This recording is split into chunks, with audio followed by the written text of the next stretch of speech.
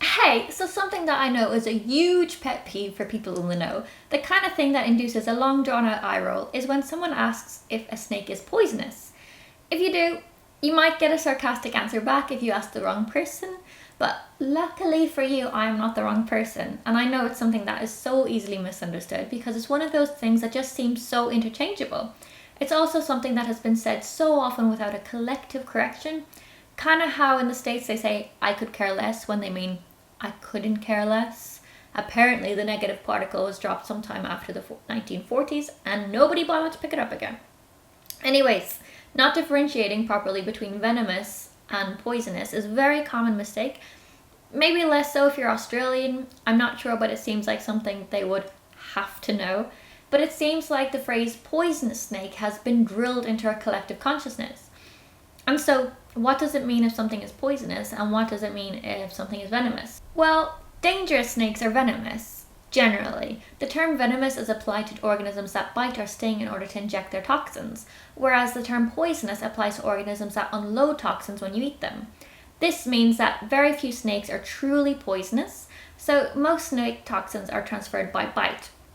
One exception to that rule is the garter snake, which is a small snake that is from North and Central America and pretty harmless in terms of its bite, but it is toxic to eat because its body absorbs and stores the toxins of its prey in its liver, which are wee animals like newts and salamanders.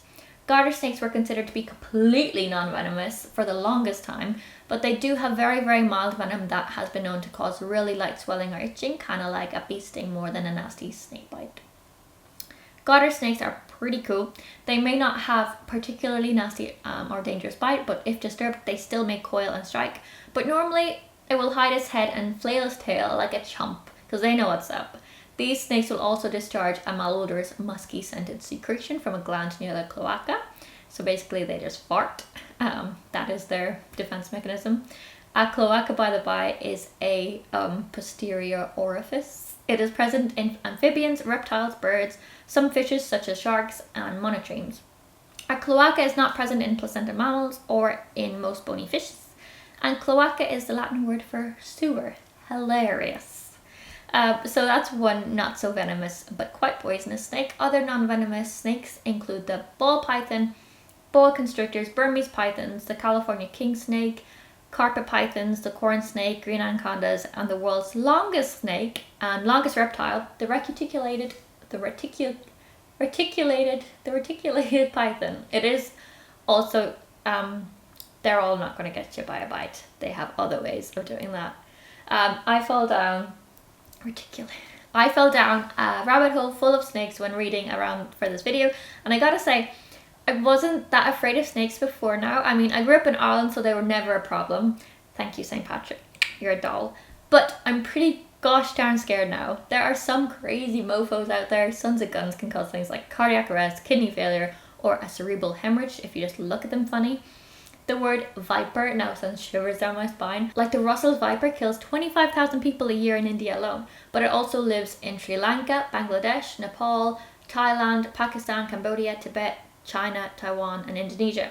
I listed them out so you could also not go there. And because the venom from this snake is so effective at inducing blood to clot, it has been incorporated into an in vitro diagnostic test for blood clotting that is widely used in hospital laboratories.